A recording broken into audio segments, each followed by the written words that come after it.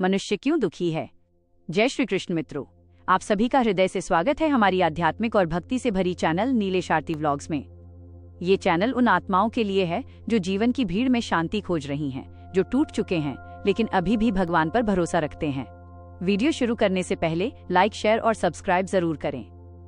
मित्रों, जरा ठहर कर सोचिए, आज का इंसान सच में दुखी क्यों है। आज इंसान के पास घर है, परिवार है, मोबाइल है, पैसा है, सुविधाएं हैं, लेकिन फिर भी जब रात को अकेला होता है तो मन बेचैन हो जाता है। कभी बिना वजह गुस्सा आता है, कभी दिल भारी हो जाता है और कभी आंखों से आंसू निकल आते हैं, बिना ये जाने कि आखिर कमी कहाँ है। मित्रों, आज का दुख गरीबी का नहीं है, आज का दुख अकेलेपन का नहीं है, आज का दुख है ईश्वर से दूरी का। आज इंसान इतना व्यस्त हो गया है कि उसके पास सबके लिए समय है, लेकिन भगवान के लिए नहीं। सुबह उठते ही मोबाइल, रात को सोते समय मोबाइल, बीच में दौड़, काम, चिंता, तुलना और इस सब के बीच भगवान कहीं पीछे छूट गए। मित्रों, यही कारण है कि आज इंसान हंसता तो है लेकिन दिल से नहीं। आज इंसान बोलता तो है लेकिन मन की नहीं। आज इंसान जीता तो है लेकिन शांति के बिना। भगवान कहते हैं, जब तुम मुझे याद करोगे मैं तुम्हें संभाल लूंगा, लेकिन आज इंसान कहता है, पहले मैं सब संभाल लूं, फिर भगवान को याद करूंगा, और यहीं से दुख की शुरुआत होती है। मित्रों, भगवान से जुड़ना कोई बड़ा कर्म नहीं है, न इसके लिए बड़े मंत्र चाहिए, न महंगी पूजा। भगवान से जुड़ना सिर्फ इतना है, दिन में कुछ पल दिल से उन्हें याद करना। जिस दिन इंसान अपने दुख में भगवान को याद करता है, उसी दिन दुख आधा हो जाता है। जिस दिन इंसान अपने सुख में भगवान को धन्यवाद देता है, उसी दिन सुख स्थायी बन जाता है। लेकिन आज क्या हो रहा है? दुख में हम कहते हैं, भगवान ने मेरे साथ ऐसा क्यों किया, और सुख में हम कहते हैं, सब मैंने किया। मित्रों, यही अहंकार, यही भूल इंसान को अंदर से तोड़ देती है।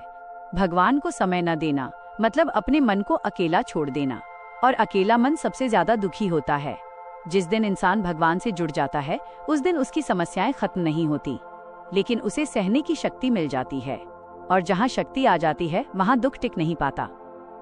इसलिए मित्रों, अगर आज आप दुखी हैं, अगर मन अशांत है, अगर दिल भारी है, तो खुद से एक सवाल पूछिए, मैंने भगवान को आखिरी बार दिल से कब याद किया था? याद रखिए, भगवान दूर नहीं जाते, हम ही दूर हो जाते हैं। और जिस दिन हम लौटते हैं, उसी दिन से जीवन फिर से हल्का होने लगता है। भगवान हमें दुख क्यों देते हैं? मित्रों, ये सवाल हर उस इंसान के मन में आता है जो कभी टूट चुका है, जो कभी रातों को रोया है, जो कभी अकेले में भगवान से लड़ बैठा है। अगर भगवान इतने दयालु हैं तो फिर दुख क्यों देते हैं? मित्रों, सच बहुत कड़वा है लेकिन बहुत सुंदर भी है। भगवान कभी दुख नहीं देते, भगवान हमें जगाते हैं। जिस तरह सोया हुआ इंसान सपने में आग देखता है और जागते ही समझ जाता है कि वो सपना था, उसी तरह दुख हमें जगाने के लिए आता है। मित्रों, जब जीवन में सब कुछ ठीक चलता है तो इंसान भगवान को भूल जाता है। घर ठीक है, पैसा आ रहा है, सब साथ हैं, तो भगवान सिर्फ नाम बनकर रह जाते हैं। लेकिन जब सब कुछ बिखरने लगता है, जब कोई अपना साथ छोड़ देता है, जब बीमारी घेर लेती है, जब रास्ते बंद हो जाते हैं, तभी इंसान आंखों में आंसू लेकर आसमान की तरफ देखता है और कहता है, हे भगवान, अब आप ही बचा लो। मित्रों, यही वो पल होता है जब भगवान सबसे ज्यादा पास होते हैं। भगवान दुख इसलिए नहीं देते कि हमें तोड़ सकें, बल्कि इसलिए देते हैं कि हमें मजबूत बना सकें। जिस लोहे को आग में नहीं डाला जाता, वो कभी तलवार नहीं बन सकता, और जिस इंसान ने दुख नहीं देखा, वो कभी गहराई से भगवान को नहीं जान सकता। कई बार भगवान हमसे कुछ छीन लेते हैं, लेकिन सोचिए, क्या आपने कभी उस माँ को दोष दिया जो बच्चे के हाथ से जहर छीन लेती है? बच्चा रोता है, लेकिन माँ जानती है कि वो क्या कर रही है। भगवान भी वही करते हैं। मित्रों, भगवान जब कुछ लेते हैं तो खाली नहीं करते, वो जगह बनाते हैं कुछ बेहतर देने के लिए। लेकिन इंसान उस दर्द में इतना उलझ जाता है कि आने वाले वरदान को देख ही नहीं पाता। आपने ध्यान दिया होगा, जो इंसान सबसे ज्यादा टूटा होता है, वही सबसे ज्यादा भक्ति में डूबा होता है। क्यों? क्योंकि उसने सीख लिया होता है कि दुनिया का सहारा हमेशा साथ नहीं देता, लेकिन भगवान कभी छोड़कर नहीं जाते। मित्रों, दुख हमें यह सिखाने आता है कि हम अकेले नहीं हैं। जब इंसान रोते हुए कहता है, मेरे पास कोई नहीं है, तभी भगवान कहते हैं, मैं हूं। अगर आज आप किसी दर्द से गुजर रहे हैं, अगर कोई समस्या आपको अंदर से खा रही है, अगर मन भारी है, तो इसे सजा मत समझिए, इसे भगवान का स्पर्श समझिए। क्योंकि याद रखिए, भगवान उसी को परखते हैं जिसे वो आगे बढ़ाना चाहते हैं। और हाँ मित्रों, एक बहुत बड़ी सच्चाई, भगवान कभी जल्दी नहीं करते, लेकिन कभी देर भी नहीं करते। जो कुछ भी हो रहा है वो आपके जीवन की सबसे जरूरी तैयारी है। इसलिए आज अगर दुख है तो सिर झुकाकर कहिए, हे प्रभु, मुझे नहीं पता आप क्या कर रहे हैं, लेकिन मुझे पूरा भरोसा है कि आप जो कर रहे हैं मेरे भले के लिए कर रहे हैं। यही विश्वास दुख को भक्ति में बदल देता है। जब इंसान पूरी तरह टूट जाता है मित्रों, एक समय ऐसा आता है जब इंसान बाहर से मुस्कुराता है लेकिन अंदर से पूरी तरह टूट चुका होता है। वो किसी को कुछ नहीं बताता क्योंकि उसे डर होता है कहीं कोई मजाक न बना दे, कहीं कोई समझ न पाए, और धीरे धीरे वो चुप रहना सीख लेता है। जब इंसान टूटता है तो शोर नहीं करता, वो बस खामोश हो जाता है। भीड़ में भी अकेला महसूस करता है, अपने ही लोगों के बीच पराया सा लगने लगता है। मित्रों, ये वही अवस्था होती है जहाँ से या तो इंसान पूरी तरह बिखर जाता है या फिर भगवान से जुड़ जाता है। जब सब सहारे छूट जाते हैं, जब जिन पर भरोसा था वही धोखा दे जाते हैं, जब कोशिशें भी थक जाती हैं, तभी इंसान आखिरी बार ऊपर देखता है और धीरे से कहता है, हे भगवान, अब आप ही हो। मित्रों, यही वो क्षण होता है जब भगवान इंसान के सबसे करीब होते हैं। भगवान कभी भी हमारी ताकत में हस्तक्षेप नहीं करते, लेकिन हमारी मजबूरी में सबसे पहले आते हैं। आपने गौर किया होगा, जिस इंसान ने सबसे ज्यादा दर्द झेला होता है वही सबसे ज्यादा दूसरों के दर्द को समझता है, क्योंकि दर्द इंसान को निर्दयी नहीं, दयालु बनाता है। जब इंसान टूटता है तो उसके अंदर का अहंकार खत्म होने लगता है। वो समझ जाता है, मैं सब कुछ नहीं हूँ, मुझे किसी की जरूरत है, और यही झुकाव भक्ति की शुरुआत होता है। मित्रों, भगवान कभी इंसान को उसकी सहन शक्ति से ज्यादा नहीं तोड़ते। अगर आप आज भी खड़े हैं, सांस ले रहे हैं, यह वीडियो सुन पा रहे हैं, तो इसका मतलब है भगवान ने आपको अभी छोड़ा नहीं है। जिस दिन इंसान पूरी तरह हार मान लेता है, उस दिन भगवान कहते हैं, अब मेरी बारी है, और यहीं से चमत्कार शुरू होते हैं। हो सकता है आज आपकी परिस्थिति ना बदली हो सकता है दुख अभी भी है, लेकिन ध्यान रखिए, भगवान पहले इंसान को बदलते हैं, फिर परिस्थिति बदलते हैं। मित्रों, अगर आज आप टूटे हुए हैं तो खुद को कमजोर मत समझिए। टूटना अंत नहीं है, टूटना पुनर्जन्म की शुरुआत है। क्योंकि जिस बीज को मिट्टी में पूरी तरह दबाया जाता है वही सबसे सुंदर पौधा बनता है। इसलिए आज अपने टूटे हुए दिल से भगवान से बस इतना कहिए, हे प्रभु, मैं टूट चुका हूँ, लेकिन अब भी आप पर भरोसा करता हूँ। यही भरोसा आपको फिर से खड़ा करेगा। सच्ची भक्ति क्या नहीं है?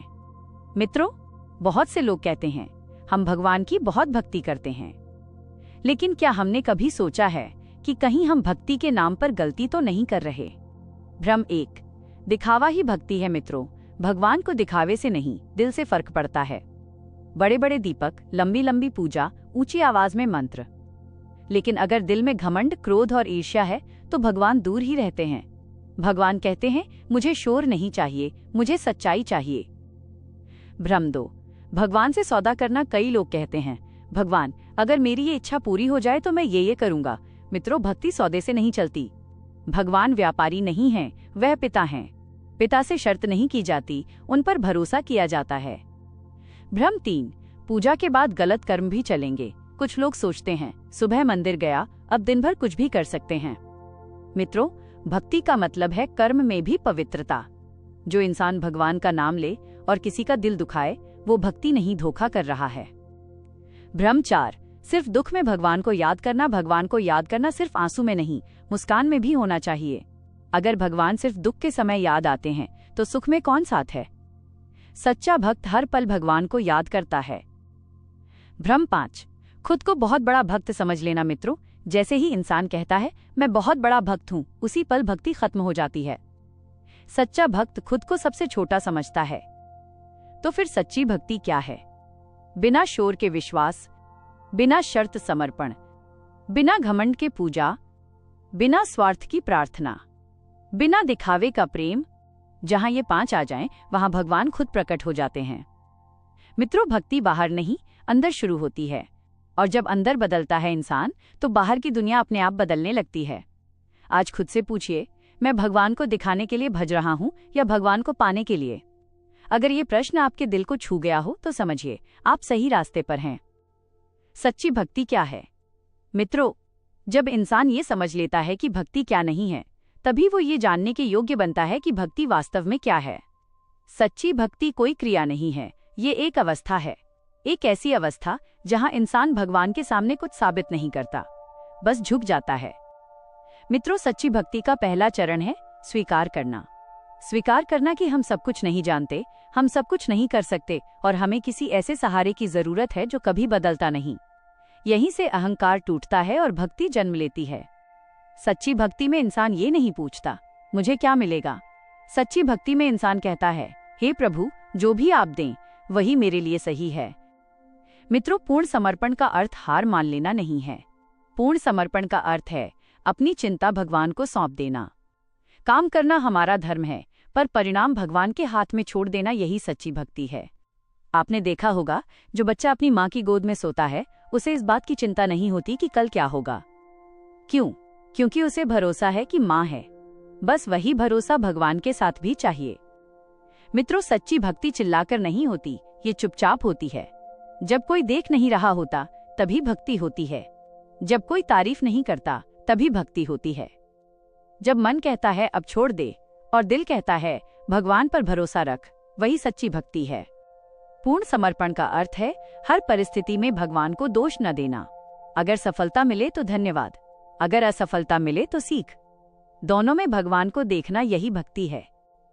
जिस दिन इंसान भगवान के सामने अपने आंसू छुपाना छोड़ देता है, जिस दिन वो कह देता है मैं थक गया हूं प्रभु, उसी दिन भगवान उसे उठाकर सीने से लगा लेते हैं। सच्ची भक्ति डर को विश्वास में बदल देती है, चिंता को प्रार्थना में बदल देती है और अकेलेपन को भगवान की उपस्थिति में बदल देती है। आज अगर आप ये वीडियो सुन रहे हैं, शांति महसूस कर रहे हैं, तो समझिए आपका समर्पण शुरू हो चुका है। अंत में बस एक छोटी सी प्रार्थना, हे प्रभु, मुझे बहुत कुछ नहीं चाहिए, बस इतना चाहिए कि जब भी मैं टूटूं मुझे आपकी याद आ जाए। यही प्रार्थना सच्ची भक्ति की पहचान है। सुबह की सच्ची साधना। मित्रों, अगर जीवन में वास्तविक बदलाव चाहिए तो उसकी शुरुआत सुबह से करनी होती है, क्योंकि सुबह का समय सिर्फ समय नहीं होता, वो ऊर्जा होती है। शास्त्रों में इसे ब्रह्म मुहूर्त कहा गया है, जब पूरा वातावरण शांत, पवित्र और सकारात्मक होता है। मित्रों, जो इंसान सुबह को जीत लेता है वो पूरा दिन जीत लेता है, और जो सुबह भगवान को देता है भगवान उसका पूरा जीवन संभाल लेते हैं। चरण 1, आंख खुलते ही क्या करें? जैसे ही आंख खुले मोबाइल की तरफ मत देखिए।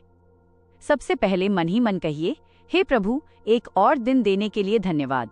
फिर दोनों हाथ जोड़कर धरती माता को स्पर्श करें और क्षमा मांगें। यह छोटा सा कार्य अहंकार को तोड़ता है और विनम्रता सिखाता है। चरण 2, शरीर और मन की शुद्धि। सुबह उठकर थोड़ा पानी पिएं। ये सिर्फ शरीर नहीं, मन को भी जगाता है। इसके बाद स्नान करें या कम से कम हाथ मुंह धोकर स्वच्छ कपड़े पहनें। याद रखिए, जहां शुद्धता होती है वहां भक्ति अपने आप आती है। चरण 3, दीपक जलाने का सही भाव। अब अपने पूजा स्थान पर जाएं। एक छोटा सा दीपक जलाएं, सरल, बिना दिखावे का। दीपक जलाते समय ये मत सोचिए कि कोई देख रहा है या नहीं। बस इतना सोचिए, मैं और मेरा भगवान। दीपक अंधकार को नहीं, अंदर की नकारात्मकता को जलाता है। चरण 4, मंत्र जप। बहुत जरूरी। अब बैठ जाइए सीधी रीढ़ के साथ। आंखें बंद करें और धीमी आवाज में या मन ही मन जप करें। ओम नमः शिवाय या जय श्री राम। कम से कम 11 बार, बेहतर हो तो 21 बार। मंत्र संख्या से नहीं, भाव से शक्तिशाली होता है। चरण 5, मौन, साइलेंट भक्ति। मित्रों, ये सबसे गहरा चरण है। मंत्र के बाद 2-3 मिनट बस चुपचाप बैठिए। कुछ मत मांगिए, कुछ मत सोचिए, बस भगवान की उपस्थिति को महसूस कीजिए। यही मौन आपके मन की उलझन धीरे धीरे सुलझा देता है। चरण 6, दिन भगवान को सौंपना। अब अंत में धीरे से कहिए, हे प्रभु, आज का दिन मैं आपको समर्पित करता हूँ। मुझसे जो भी हो उसे सही दिशा देना। इतना कह देना पूरे दिन की चिंता हल्की कर देता है। मित्रों, यह साधना कोई कठिन तपस्या नहीं है, बस 10-15 मिनट, लेकिन इसका प्रभाव पूरे दिन चलता है। अगर कोई कहे मेरे पास समय नहीं है, तो समझिए उसे सबसे ज्यादा इसी साधना की जरूरत है। याद रखिए, भगवान समय नहीं मांगते, वह मन मांगते हैं, और जो मन दे देता है उसकी जिंदगी धीरे धीरे संवरने लगती है। रात की भक्ति और आत्म शांति। सोने से पहले की सबसे शक्तिशाली साधना। मित्रों, दिन भर की दौड़ के बाद जब रात होती है तो शरीर तो थक जाता है, लेकिन मन और भी ज्यादा थक जाता है। दिन भर के शब्द, चिंताएं, घटनाएं और अधूरी बातें मन के अंदर घूमती रहती हैं, और अगर इसी हालत में इंसान सो जाए तो नींद भी बोझ बन जाती है। मित्रों, इसलिए शास्त्र कहते हैं, जैसी रात वैसी सुबह, और जैसी सुबह वैसा जीवन। रात की भक्ति अगले दिन की दिशा तय करती है। चरण 1, दिन को रोकना, पॉज सोने से पहले मोबाइल धीरे से एक तरफ रख दीजिए। टीवी, शोर और दुनिया से थोड़ी देर के लिए दूरी बना लीजिए। बस 5-10 मिनट अपने लिए और अपने भगवान के लिए। चरण 2, दिन का बोझ उतारना। आंखें बंद करें और मन ही मन पूरे दिन को याद करें। जहां गलती हुई हो वहां खुद को दोष मत दीजिए। बस भगवान से कहिए, हे प्रभु, आज मुझसे जो भी गलत हुआ, अनजाने में हुआ, कृपया क्षमा करें। ये क्षमा मांगना मन को बहुत हल्का कर देता है। चरण 3, धन्यवाद की भक्ति। अब उन चीजों को याद कीजिए जो आज अच्छी रहीं। शायद छोटी हों, लेकिन महत्वपूर्ण हों। एक सांस, एक मुस्कान, कोई सहारा या सिर्फ ये रात। धीरे से कहिए, हे प्रभु, आज के दिन के लिए धन्यवाद। मित्रों, धन्यवाद में बहुत बड़ी शक्ति होती है। चरण 4, नाम स्मरण, सॉफ्ट चैंट। अब बहुत हल्की आवाज में या सिर्फ मन में भगवान का नाम लें। राम राम राम या ओम नमः शिवाय। ना गिनती न जल्दी, बस नाम के साथ सांस ऐसे को बहने दीजिए। चरण 5, चिंताओं को सौंप देना। मित्रों, यही वो समय है जब हमें सबसे बड़ी साधना करनी होती है। अपनी सारी चिंताएं, डर और सवाल भगवान को सौंप देने होते हैं। मन ही मन कहिए, हे प्रभु, जो मेरे बस में नहीं है, मैं वो आपको सौंपता हूँ। और सच मानिए, ये वाक्य दिल पर रखा हुआ सबसे भारी बोझ उतार देता है। चरण 6, भगवान की गोद में सोना। अब खुद को अकेला मत समझिए। कल्पना कीजिए कि आप भगवान की शरण में हैं। जैसे बच्चा माँ की गोद में निश्चिंत होकर सोता है, वैसे ही आप भी निश्चिंत होकर आंखें बंद कर लीजिए। मित्रों, जो इंसान भगवान का नाम लेकर सोता है, उसकी नींद दवा से भी ज्यादा असर करती है। अगर आज आपके मन में कोई सवाल है, कोई डर है, कोई अधूरापन है, तो उसे आज की रात भगवान के पास छोड़ दीजिए। कल की सुबह खुद अपना रास्ता लेकर आएगी। अंत में बस एक छोटी सी प्रार्थना, हे प्रभु, आज की रात मेरे मन को शांति देना और कल की सुबह मुझे आपकी याद के साथ उठाना। यही रात की भक्ति आपके जीवन को धीरे धीरे चिंता से विश्वास की ओर ले जाएगी। भगवान चुप क्यों रहते हैं? ईश्वरीय मौन का रहस्य। मित्रों, हर भक्त के जीवन में एक ऐसा समय जरूर आता है जब वो प्रार्थना करता है, रोता है, गिड़गिड़ाता है, लेकिन ऊपर से कोई जवाब नहीं आता। ना कोई संकेत, ना कोई रास्ता, ना कोई हल। और तब मन पूछता है, भगवान, आप चुप क्यों हो? मित्रों, भगवान की चुप्पी उनकी अनुपस्थिति नहीं होती, वह उत्तर की तैयारी होती है। सोचिए, जब शिक्षक परीक्षा के समय चुप रहता है, तो क्या वो छात्रों को छोड़ देता है? नहीं, वो देखता है कि छात्र ने कितना सीखा है। भगवान भी उसी तरह हमें परखते हैं। भगवान की चुप्पी हमारी आस्था को मजबूत करने आती है। अगर हर प्रार्थना का उत्तर तुरंत मिल जाए तो विश्वास नहीं, सौदा बन जाएगा। मित्रों, भगवान चाहते हैं कि हम उन्हें परिस्थिति में नहीं, परिस्थिति के परे देखें। कई बार भगवान इसलिए चुप रहते हैं क्योंकि अगर वो बोल दिए तो हम डर जाएंगे। वो हमें धीरे धीरे तैयार करते हैं। आपने ध्यान दिया होगा, बीज जब मिट्टी में होता है तो वो पूरी तरह अंधेरे में होता है। वो बाहर से नष्ट होता हुआ लगता है, लेकिन अंदर कुछ बहुत सुंदर तैयार हो रहा होता है। भगवान की चुप्पी वही अंधेरा है जिसमें आपका भविष्य अंकुरित हो रहा है। मित्रों, भगवान तब भी काम कर रहे होते हैं जब हमें कुछ दिखाई नहीं देता। जब रास्ते बंद दिखते हैं, तभी ऊपर नए रास्ते बन रहे होते हैं। अगर आज आपको लग रहा है कि भगवान सुन नहीं रहे, तो एज आरे ठहरिए। शायद वो आपको पहले सुनना सिखा रहे हैं। ईश्वर का मौन आपको ये सिखाता है कि हर उत्तर शब्दों में नहीं होता। कभी उत्तर सहन शक्ति होता है, कभी शांति और कभी आपके अंदर की ताकत। मित्रों, भगवान की चुप्पी में सबसे बड़ा संदेश छुपा होता है, मैं तुम्हारे साथ हूँ, बस भरोसा बनाए रखो। आज अगर आप भगवान से ये सवाल कर रहे हैं, आप कब बोलेंगे, तो बस इतना याद रखिए, भगवान हमेशा सही समय पर बोलते हैं। और जब वो बोलते हैं तो ऐसा उत्तर देते हैं जो जीवन बदल देता है। अंत में एक छोटी सी प्रार्थना, हे प्रभु, अगर आज आप चुप हैं तो मुझे वो धैर्य दीजिए जो आपकी चुप्पी को समझ सके। यही समझ भक्ति को और गहरा बना देती है। जब प्रार्थना पूरी नहीं होती, विश्वास की अग्नि। मित्रों, ये वो क्षण होता है जब इंसान सबसे ज्यादा टूटने लगता है। जब वो सब कुछ करता है, पूजा भी, मंत्र भी, व्रत भी, आंसूपण, लेकिन फिर भी वह चीज नहीं मिलती जिसके लिए उसने भगवान से मांगा था। और तब दिल कहता है, मेरी प्रार्थना सुनी ही नहीं गई।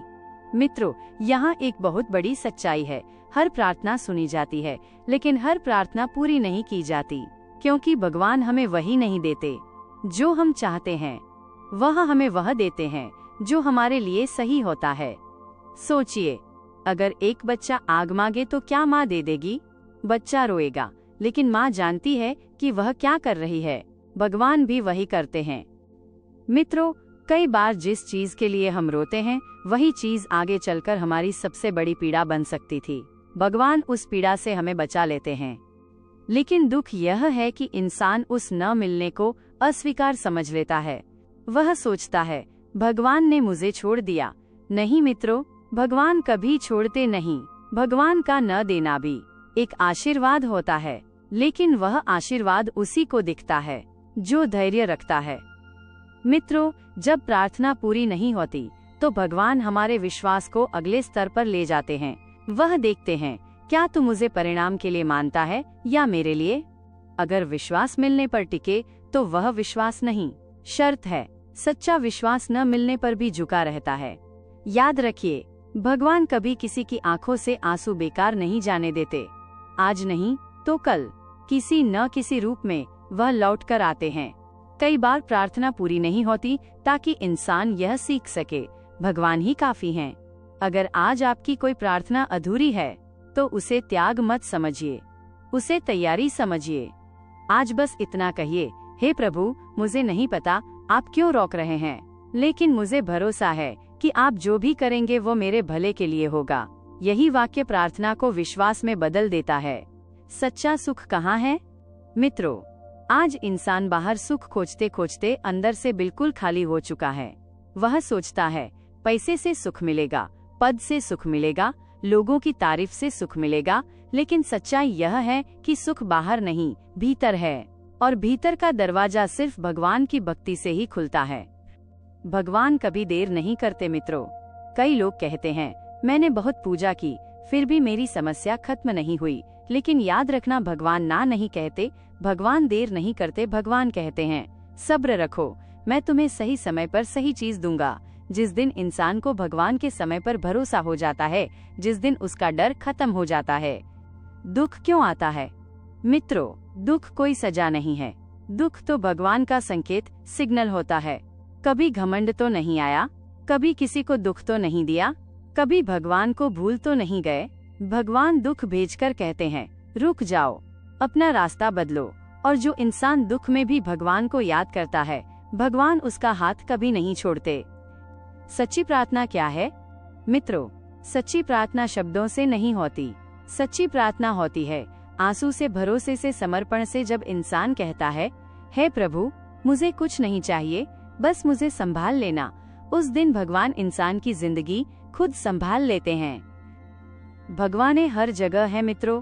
भगवान सिर्फ मंदिर में नहीं है। माँ की ममता में, पिता की मेहनत में, भूखे को खिलाने में, रोते को सहारा देने में। जहाँ प्रेम है, जहाँ करुणा है, वहीं भगवान है। अगर तुम किसी का दर्द कम कर देते हो तो समझ लो भगवान तुमसे खुश हैं। रोज ये 5 काम करो, जीवन बदल जाएगा मित्रों। अगर आप सच में जीवन में शांति चाहते हैं तो रोज ये 5 काम जरूर करें। सुबह उठकर भगवान को याद करें, किसी एक का भला जरूर करें, किसी से झगड़ा न करें, जो है उसमें संतोष रखें। रात को भगवान का धन्यवाद करें, यकीन मानिए 30 दिन में आप खुद को बदला हुआ पाएंगे।